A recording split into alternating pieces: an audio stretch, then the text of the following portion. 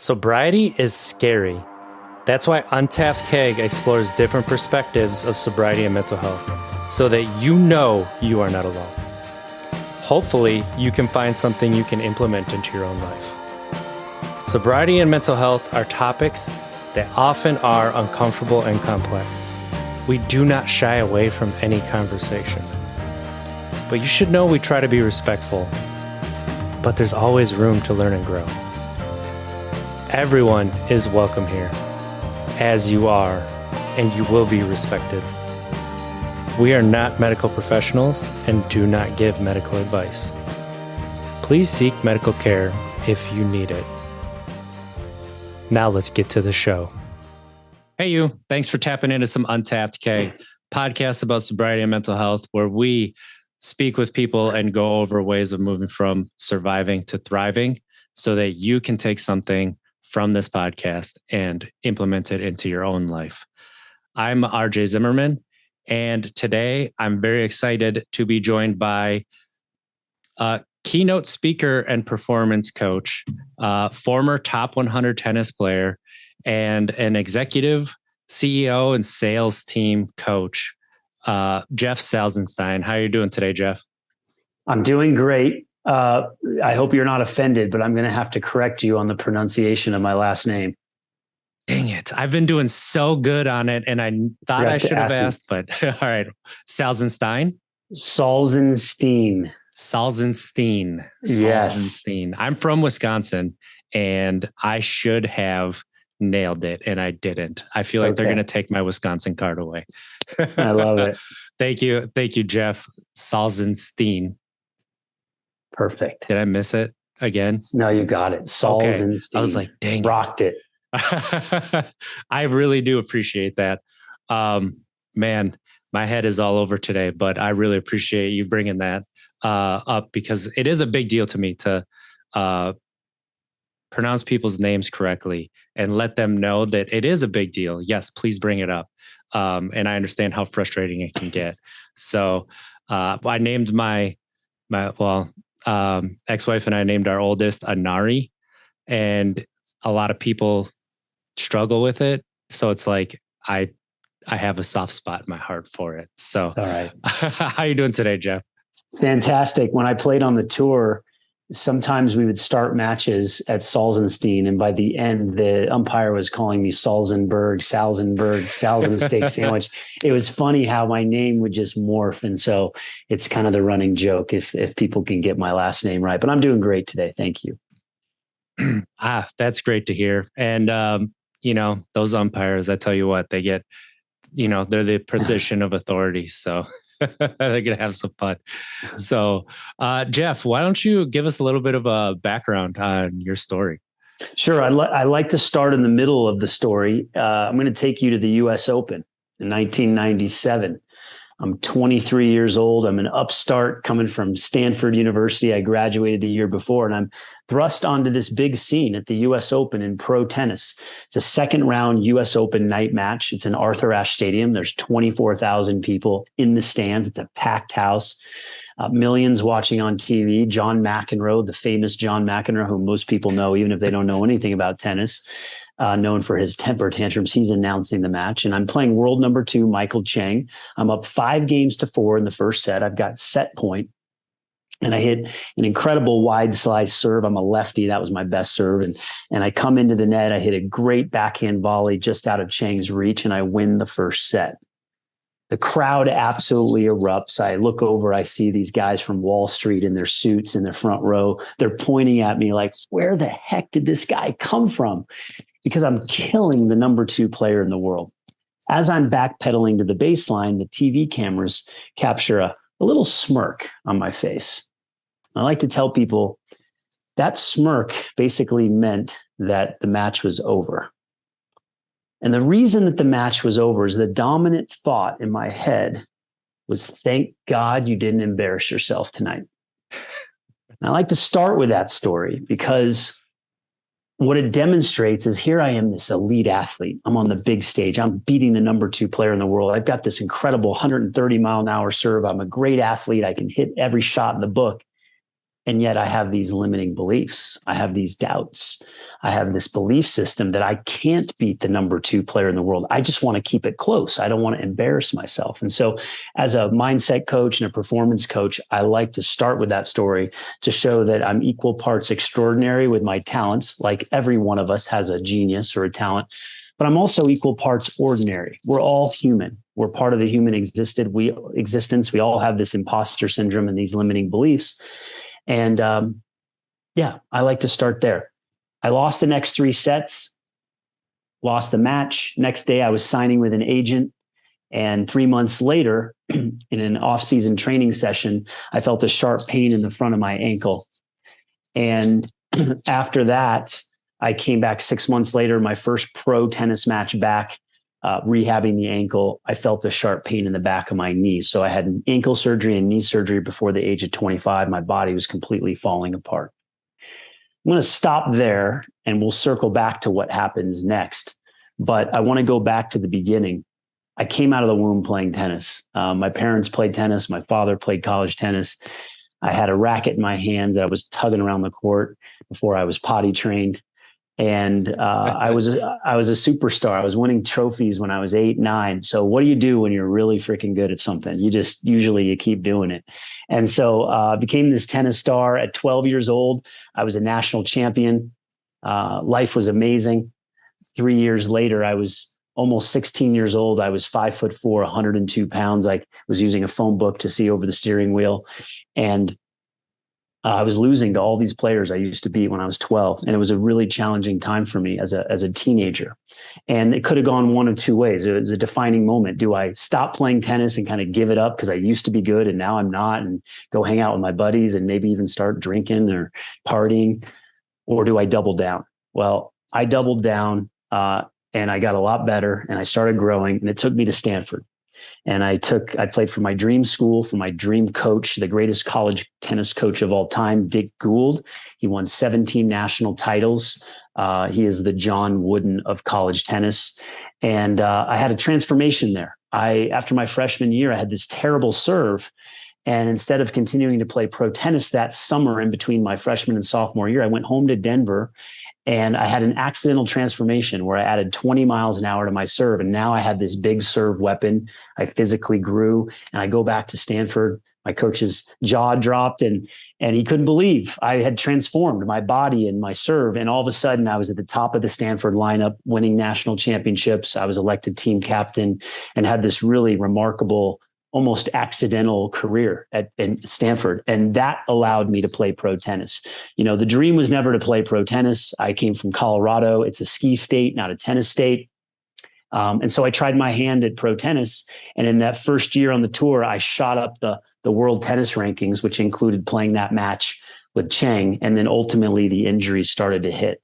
And so I came to that crossroads when I was 25 years old, on what happens next when my body's falling apart and I'm feeling anxious and depressed and don't really know what's going to come about next in my career. I really think that that mindset, right, where you're really looking at what am I going to do next? Where am I going now? Like that is exactly what happens when you're contemplating your relationship with alcohol, right? Or even your relationship with anything that you're using to escape your life, whether it's gambling, whether it's porn, video games. There's so many things that we do work too. For you, so how difficult was it for you to shift gears and find a new passion with your body breaking down and trying to figure out where you fit into your life? Sure. So, I always look at these defining moments. The defining moment when I was 15, almost 16 years old and my ranking had dropped. The defining moment when I went home to work on my serve instead of continuing to play pro tennis that summer and then transforming it. And then the defining moment at 25 years old when my body's breaking down and I'm having surgeries. And that was a time in my life that was really interesting around alcohol. And I know we're going to get to the deeper story around addiction shortly here, but I went on this period of about 2 years where I'd go 3 months where I'd go out to the bars with my friends and I'd party because I was hurt. And, what do you do when you're hurt and you're not playing pro tennis? one of the things you can do is party. And I wouldn't say it was an alcohol problem. It was more of a distraction. And it was a way of knowing now, a way of just letting off steam and meeting girls and being young and dumb and full of, you know what? And so I'd go like 3 months. And then after the 3 months, I'd be like, what am I doing? And then I'd go 3 months where I would hermitize. I would not hang out with anyone. I wouldn't drink. I was training, rehabbing like crazy. And then I'd get bored with that. And then I'd go back to that cycle again. And that went on for about a year and a half as I was rehabbing, trying to figure out my body. But during that time, I made a decision. I became obsessed with all things high performance, which I didn't know at the time. At 24 years old, I didn't know that 25 years later, I'm 49 now, as we're recording this podcast, I didn't know that my life's work was going to be based around that decision to become obsessed with performance. I went to my first yoga class. I started eating organic food and drinking green drinks before it was considered cool. I worked with the top experts in the fields of nutrition, mindset, spirituality, injury prevention, biomechanics. I was an absolute sponge.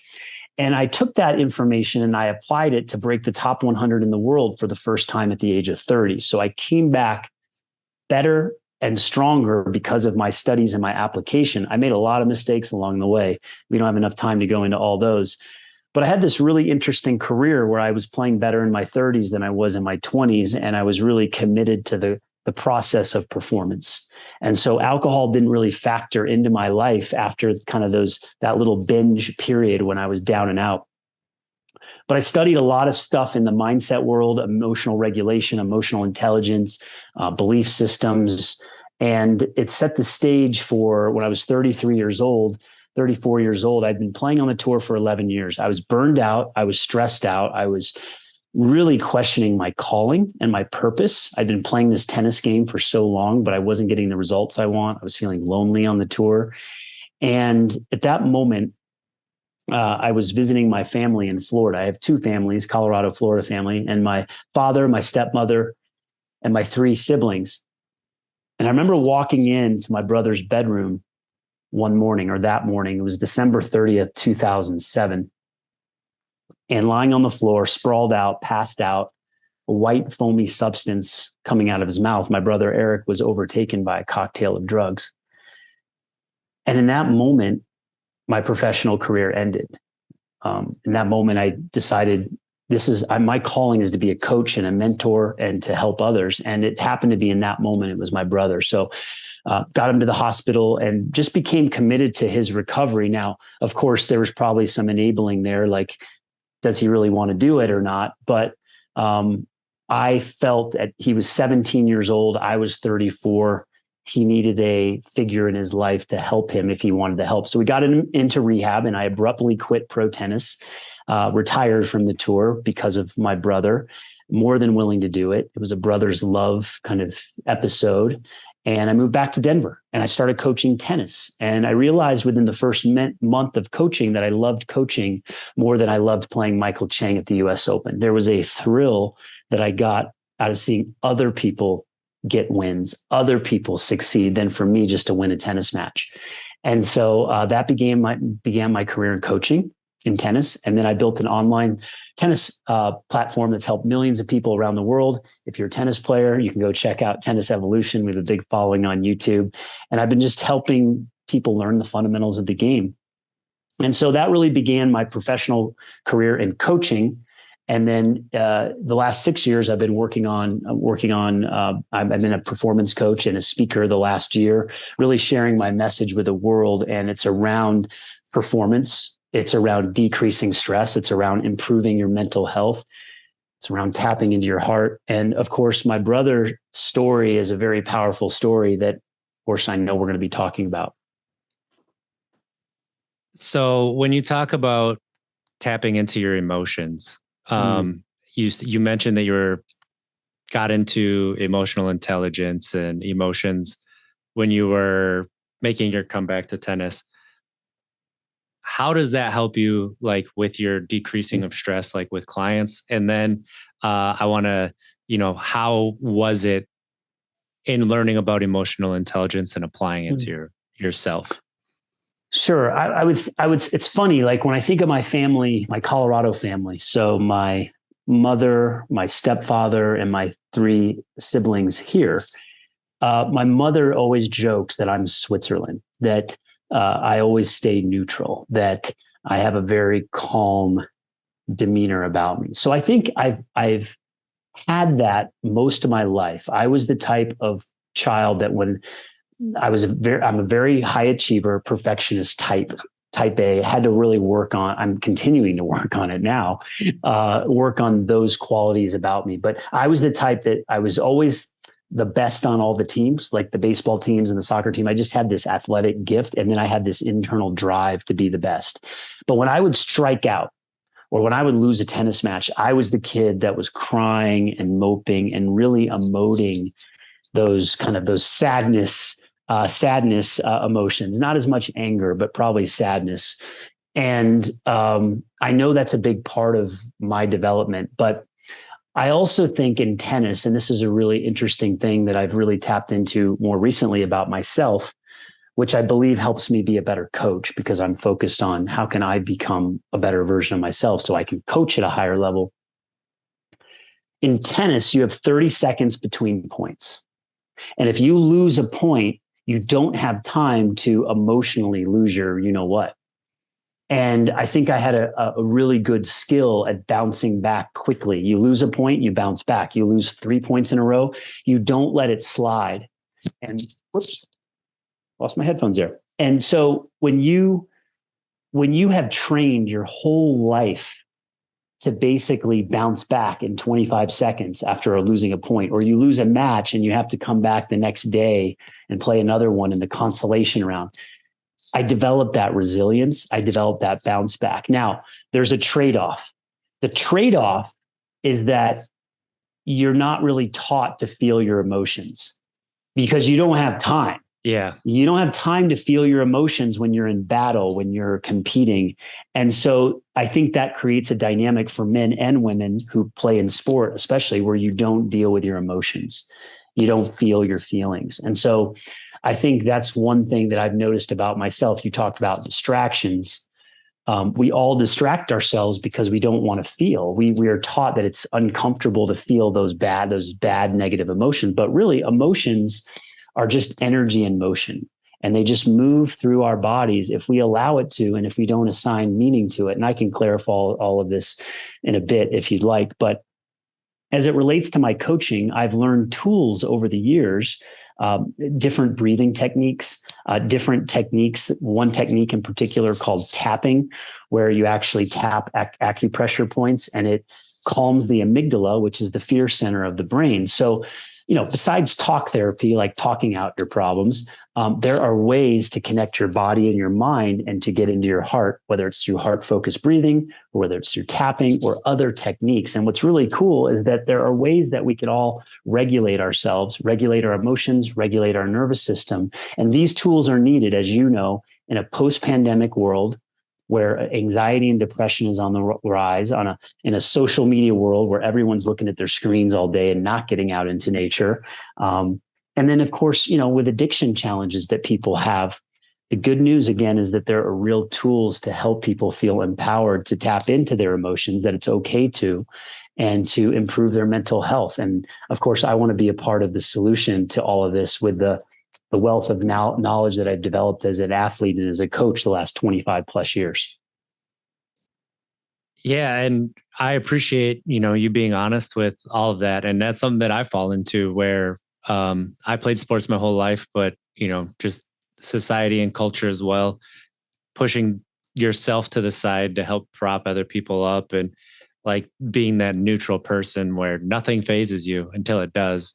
And then when it does, everybody freaks out, right? That takes a little bit of getting. I don't know if I'll ever get used to that, but just realizing it goes a long way. So as you're learning your emotions that are coming in, and you're learning these new strategies, right? When was like that moment where it clicked, like, this makes so much sense in helping me to not feel strung the entire time, and I can move into being? Was there one moment for you, or was it little by little? Well, if I'm being completely honest, I don't know if well, first of all, there wasn't a moment for me. And if I were to sit here and tell you, as this performance coach that has all this experience, if I were to tell you that I have this licked, then I'd be lying. So I don't think we ever get there. I think there are layers. I think it ebbs and flows. What I can appreciate about the work that I've done is that I'm able to guide folks, and obviously practice it myself, but I'm able to guide folks and clients and people that really, when you look out in the world, it's kind of a mess. There's just so many different things and everyone has different opinions. I feel like I'm able to distill it down into a couple of these really simple techniques. And my framework is called the balcony blueprint. And it's around taking yourself, you can take yourself to the basement or to the balcony with your thoughts, emotions, and habits. And when you start to make these small positive steps, small steps every day, whether it's in the physical health realm with your body, the mental health realm with your mind, the emotional health with your heart, when you start to add up these wins every day, things start to really move in a positive direction.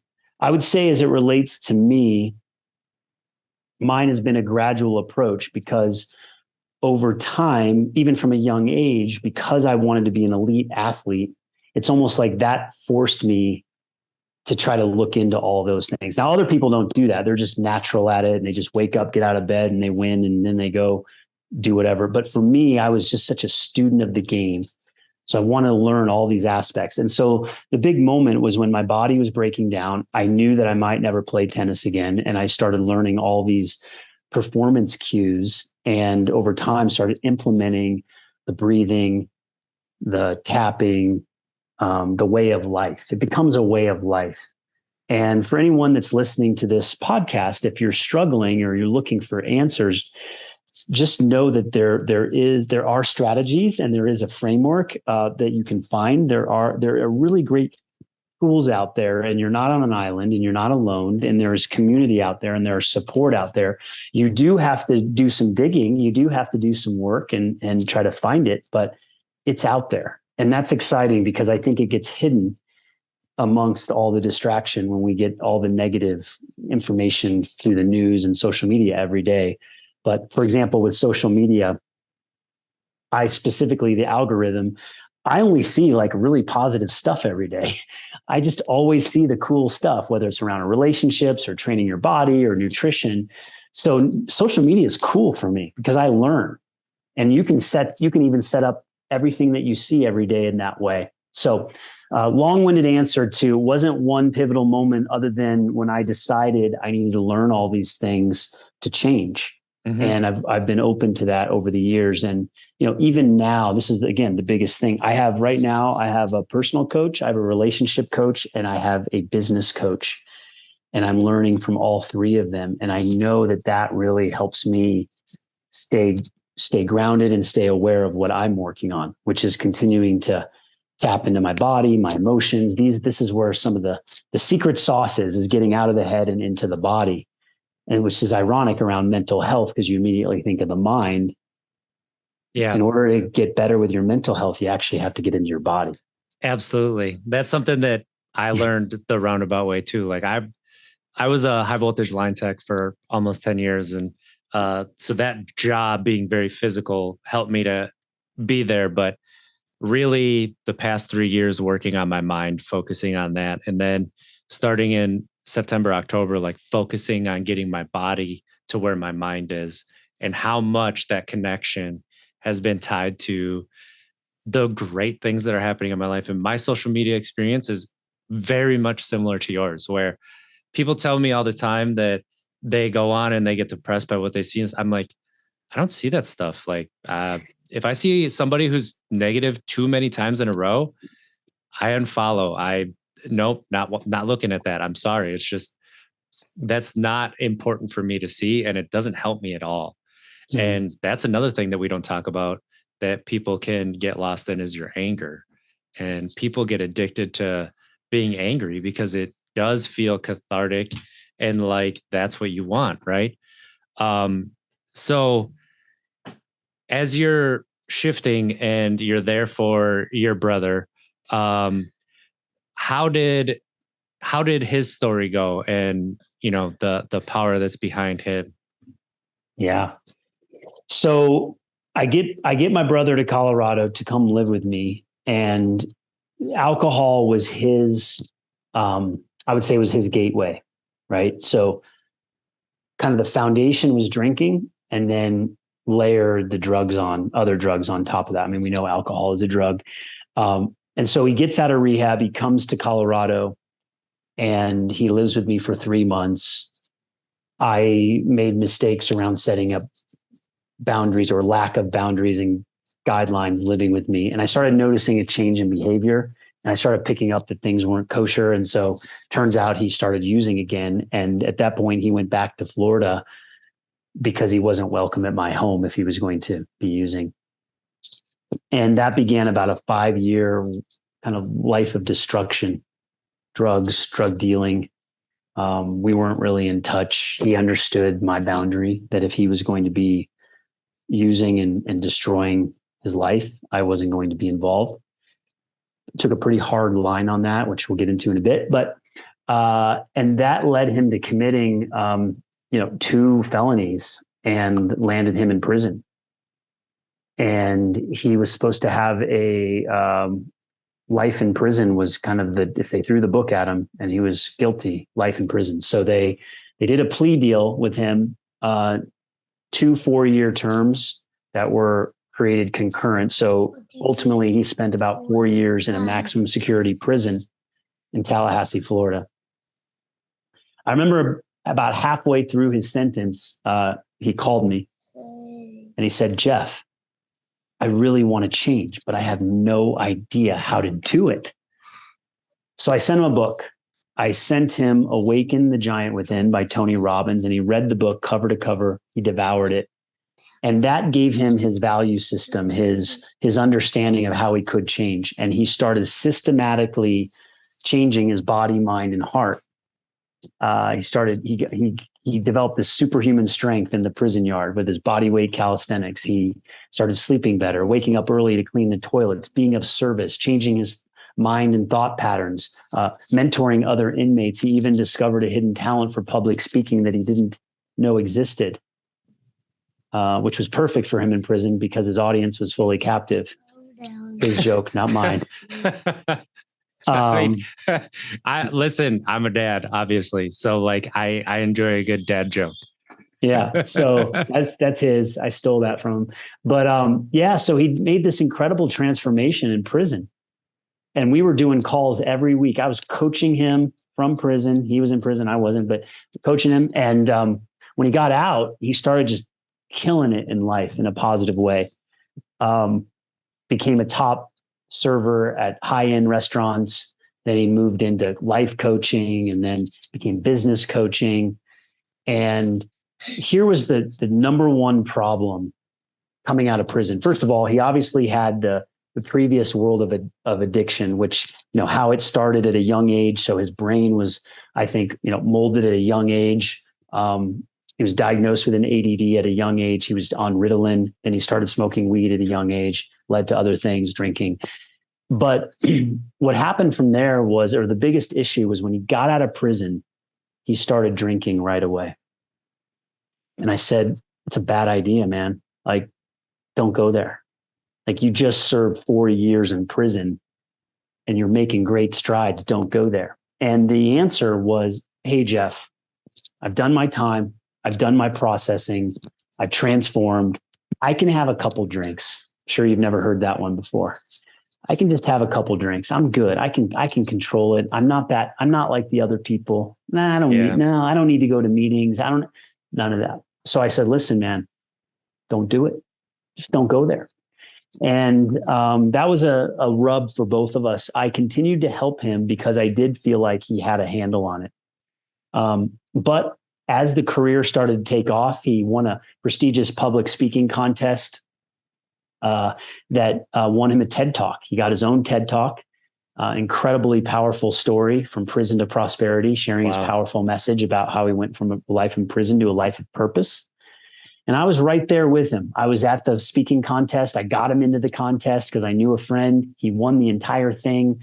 I'm smiling. I'm cheering. I'm hugging. I'm his corner man. I am the coach. I'm like, what is it? Mickey from Rocky. I'm that guy. I'm in behind the scenes. Like, you go, kid, you know? And I don't think probably one of my most proud moments in life wasn't any tournament match that I won. It was seeing him win that contest and just seeing how he transformed. And his career took off. I mean, his business career was like this. Unfortunately, as the more success came, the stress and pressure came. And he started I think he started drinking more. I don't know all the details because I wasn't living with him, but he's good at hiding things. And then he started using more drugs, the hard stuff, and got hooked right away. And I watched this 3-year ascent out of prison.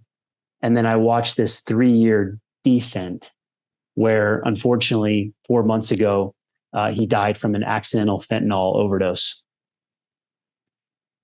And it's, to lose a brother it hurts, man. Like, it hurts. And I tried to help, in many different ways.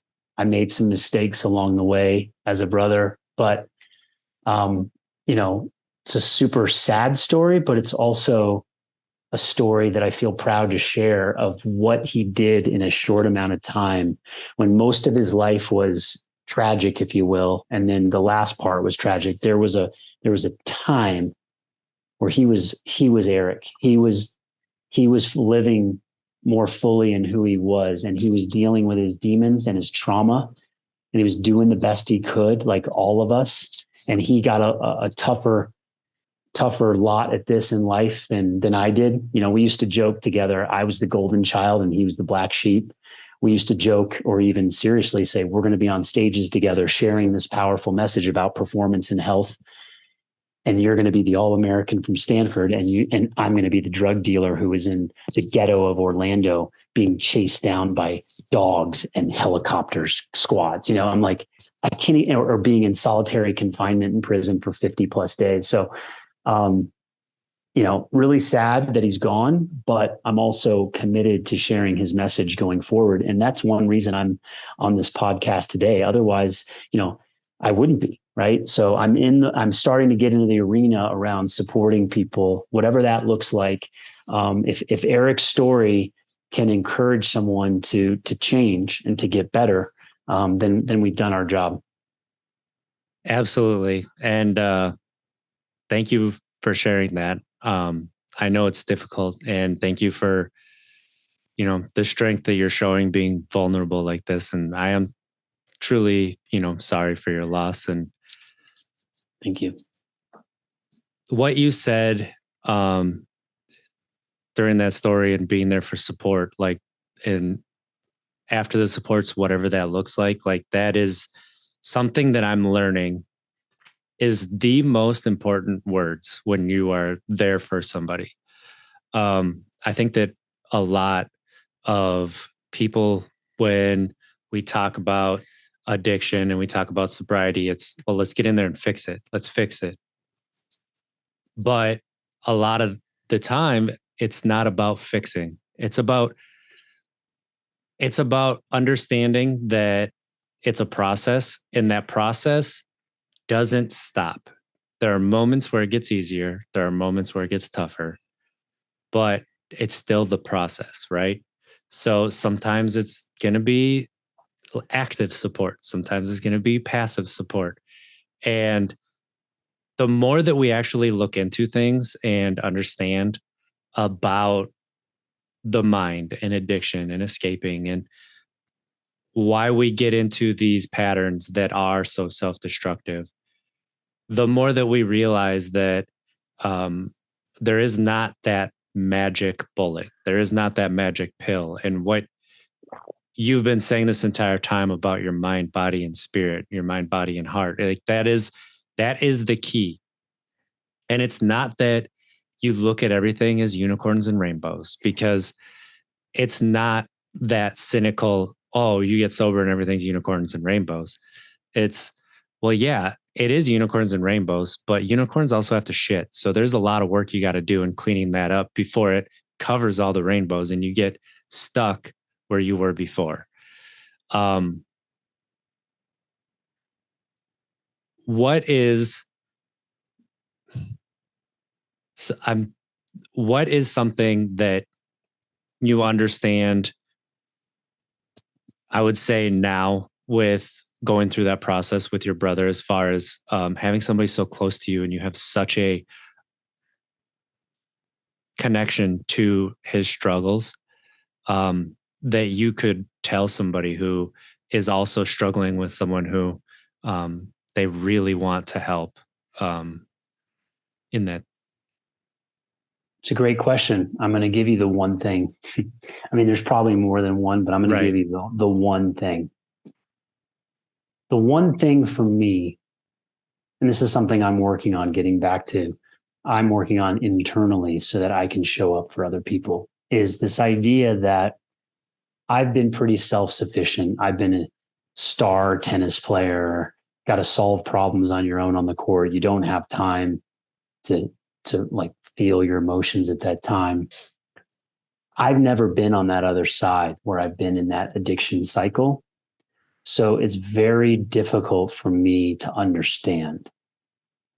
And I imagine that my brother felt that from me, that like, you know, when he was using and in a dark place, it's like, Jeff just doesn't understand. Like, he doesn't understand what I'm going through. Right. And that's why it's also important to probably be around people that have gone through it and come out on the other side and get that support, because I couldn't really empathize or like really understand. Right. I couldn't even say, I could say, yeah, that must suck, but it was just very difficult for me to go there with him because I just don't really get it. So my support and help, this is the part that I learned, was it was probably perceived and maybe partly true as being conditional. Like, hey, I'll only help you if you decide you want to be clean. But if you're using, I don't really want to have much to do with you. And that's pretty hard or sobering to say, honestly. Like, the one regret I have is that we didn't speak for the last year. We had a big falling out. There was a big event that happened where he got very high, and I witnessed it, and I was like, enough. I'm not going to be part of this. And I basically just cut it off. Now, obviously I could speak into, well, I put him in rehab. I paid all this money. He lived with me. I did about 400 other things for him. So people always highlight that, like, oh my gosh, Jeff, you did as much as any brother could do. But I think the part that I missed, that from this day forward, I will always have an awareness of and try to do for others, is I would have texted him once a month for the last year. And I would have just said, I love you. That's it. Doesn't matter if you have addiction. Doesn't matter if you use or you don't use. I want you to know that I love you. And I imagine that deep in his soul, Eric knows that. He knows that I love him. But I'm sure with the addicted brain and what he was experiencing, especially at the end, was my brother, he's not there for me. He doesn't love me. He's not whatever, like the unhealthy part of him. So I don't think or know if it would have changed anything, but I think the one message is, even when someone is suffering deeply in addiction and you can't understand it and you don't want to be a part of it, you still can reach out and text or call that person once a month, once 3 months, once every, and just say, I love you. I'm thinking of you. Unconditionally. Doesn't matter if you're using, or I don't even need to know. We don't need to talk about it. That's what I learned from this process. And, you know, I wish I could have a do-over on that. But I can't. And, you know, I did the best I could. I thought that I was doing the best I could to have a hard boundary of what's acceptable and what's not. It was tough love. I gave him tough love. It probably wasn't perceived that way from him, but it was tough love. I just wish I would have softened a little bit with that, with the check-in text. Hey, I love you. Just thinking of you. That's extremely powerful. That is it. That is the one. You're absolutely right there. The studies that have been coming out, especially the past 10 years, about connection and how that brings people back. And as somebody who, I went into alcohol to escape my mind, to escape my reality, to escape everything that was going on, thinking I wasn't good enough. But I gave up alcohol, and for years, I still went into that recess of my mind, and nobody could understand. Nobody understands I'm alone. That's it. And I didn't realize that everything at life was framed around, I am a piece of crap. I hate myself. There is nobody worse in this world than me. Until a little bit over a year ago, I found that because of my kids, because I almost put them into that hole of hating myself and then thinking that there was something wrong with them because they love me. That's it. And realizing that, and the internal dialogue that you can go through to change things into, not even I love myself. I'm not there yet. I don't know if I will get there, possibly, but I can at least get to, I'm okay. And that's it. That's all I need. Instead of looking at everything in life as, I hate myself, I can't do it, I'm such a piece of crap, even though I'm successful in everybody else's eyes, even though everybody sees this amazing person, never in my life did I actually feel like I was okay until recently. And it is a hard mountain to climb, but hearing that is something that you can do. And you have to set those boundaries for yourself too, because you could easily be sucked down into the vortex and pulled into somebody's hole and void that they're trying to fill and run away from. But that's the thing about feelings, and that's the thing that we're learning is they're valid. All of it, every single one of it. And if you don't take care of yourself, you couldn't have been there for somebody else, for other people. So it's to learn that lesson and to share it is so incredibly just phenomenal. And the way that you distilled that down, it can't be said any better. Like as soon as you said that, the text message, I had tears in my eyes, because it was like, you get it. And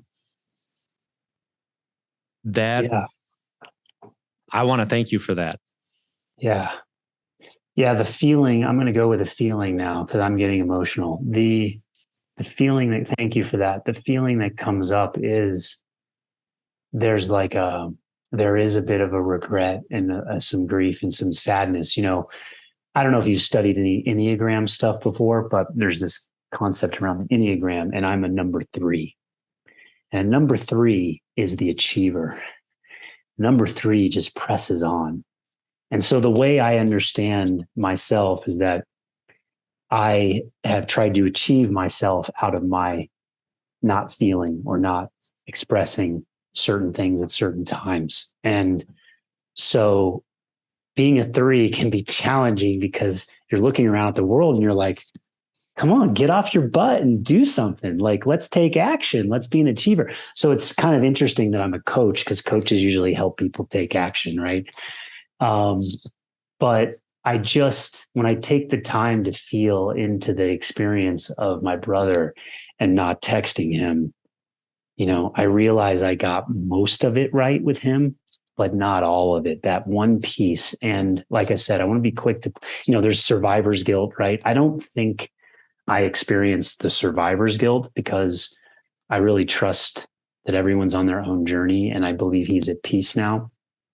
He doesn't have to suffer anymore in this life. But there is that piece of me that's like, man, I wonder if it would have made a difference somehow if I would have just kept checking in with him. And so going forward, I will commit to doing that with anyone I come across that I'm aware of that has this issue. And what I'm also committed to, which I alluded to earlier, is sharing his message. You know, I'm here right now because someone's going to listen to this podcast and hopefully have hope, you know, hope and belief they can change. They can be inspired by my story or my brother's story or our story.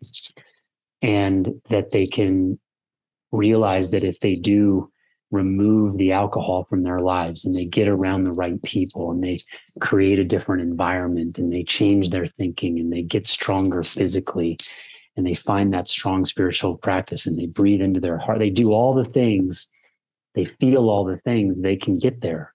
And there's people like us, like you and I, that are out there sharing this message that can support people when they're feeling alone and they feel like crap. So yeah, that's my message. I want to share. I'm now when I get on stages, I'm sharing the story and I'm talking to companies and I'm talking to individuals and leaders. And I'm saying, listen, Eric may be the extreme version, the addiction, the alcohol, the what he struggled with, but everyone is struggling with stress. Everyone is struggling with overwhelm, anxiety. There's different spectrums, and every tool that my brother could have latched onto are tools that leaders and high performers or people that are struggling and still here with us and wanting to find a way out. The tools are universal, the techniques, the healing. We're all this one human experience going through it. And we need to create that connection instead of that disconnection of feeling alone. Absolutely. That has been the hardest lesson for me over the past 3 years, was how disconnected I was from myself. And if you're disconnected from yourself, how can you connect with other people? And then the past 3 years, really experiencing this podcast journey and learning from people that I didn't even know I was going to learn from, and finding the through lines in, like you said, the techniques that other people are using that I've found have helped me to find myself so that I can be here for my kids in a way that I would not have been able to. Even the changes that have happened over the months, and understanding that it's not just that people have gone through the same thing and have come out the other side, but it's that people really will stand there with you. And the absolute certainty that mental health and sobriety, addiction, your relationship with alcohol, it's all so connected that you can't get through one of it without getting through the other. Otherwise, you're just going to go from one thing to another, such as alcohol to work, to parent to work, to, so many other things. And that is my personal story, where it was 6 years into not drinking and sobriety that I finally started to heal and be there for other people. I thought I was there for other people, but I wasn't, because I was always trying to fix and I wasn't there as a support. So spreading that message of that connection, of that community that you really can find, if you do just a little bit of digging, like that is, it's so needed. And it's the one that's going to change our society for the best. So as we start wrapping this episode up, Jeff, is there something that you want people to really understand in this episode with your message? Well, I know it's easier said than done, but I went alcohol free 4 years ago. I never had a problem. Okay. But I made a decision after going to a conference that alcohol was not serving me. And alcohol is literally a poison. And when I made that connection, I already knew it wasn't good for me. But when I started making those connections and realized it wasn't serving me, and there was a lot of social constructs around alcohol, and I made the commitment. It was one daily habit that I said, hey, for 30 days, I'm going to do a 30-day challenge. I'm just not going to drink for 30 days. Now, again, I had it easier than most because I didn't have an issue. So it wasn't a hard thing for me. So everyone can say, well, Jeff, that wasn't hard for you. But for anyone listening, I would encourage you to really start looking at the science and the data. Tap into what alcohol actually does to your brain and your body. Read about it. There's a book called This Naked Mind. It goes all into this idea that we have these unconscious beliefs about everything, including alcohol, and how we've been conditioned growing up. It's perceived as fun. It's perceived as, hey, let's go have a good time. Everything's connected. Let's go to the business party. Let's do a business deal and have some drinks. Want to meet for a cocktail? Everything is set up to drink poison. So if you can start to look at your behaviors and then look at why you're doing these things, and you can get counsel, whether it's therapy or coaching and community around it, my one advice is cut the alcohol out. Like, let's just stop drinking. Again, easier said than done, but like learn why, like learn the unconscious patterns, dig in, be willing to lean into it, surround yourself with healthy people. But yeah, I would love to see a world where people would go alcohol free and just notice how their life changes. And I realize there's that deeper layer underneath that. Alcohol is great because it actually does solve a problem. It doesn't give us the solution, the healthy solution, but we are using it and drugs to solve a pain, right? So it's there for a purpose. And now in this emerging world where there's more podcasts and talk about being alcohol free or being sober, we need to really look at our behaviors and what we're choosing to do. And I think that's a huge leverage point for performance and health, is to lean into that.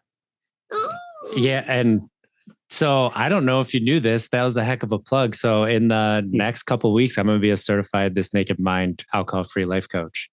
Awesome. And it's great. It really is, it really is about helping people to explore their relationship. To me, if you don't want to go alcohol free, but you just want to be healthier, okay, let's be healthier, especially as a society. But so also along with this, actually, you're talking about business networking. I started a meetup group not too long ago around alcohol-free events because I needed friends and I didn't have any. And I met two friends through that, where we started a business in February where we're creating alcohol-free events in a bigger way.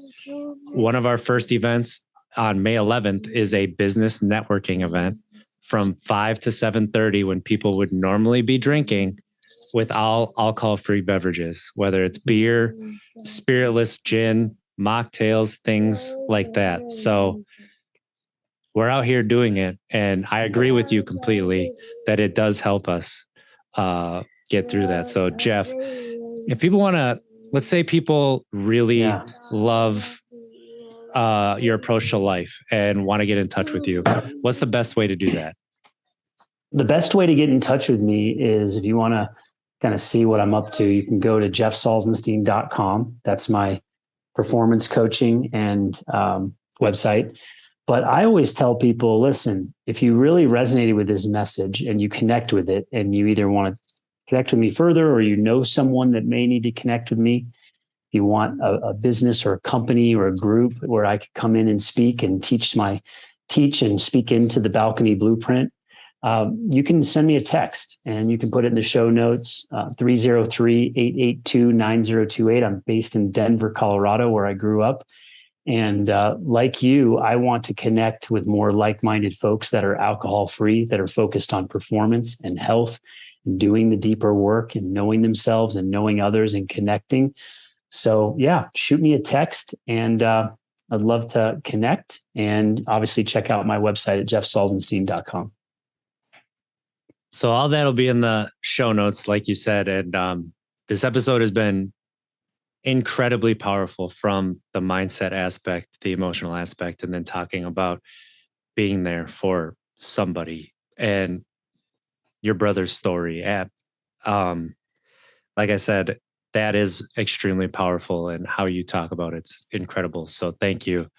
Thank you. Let's put his TEDx link in there too in the show notes. Yes, I would absolutely love to do that. That's definitely going to happen, and I will be putting that on the social media stuff too. So check out Jeff at his website, and shoot him a text if you'd like to meet up. This has been Untapped Keg podcast about sobriety and mental health, where we explore different perspectives of mental health and sobriety so that you can take something and use it in your own life. Let's try to be better tomorrow than we were today, because at least we don't make it, we tried. Have a great week, everybody. I love you.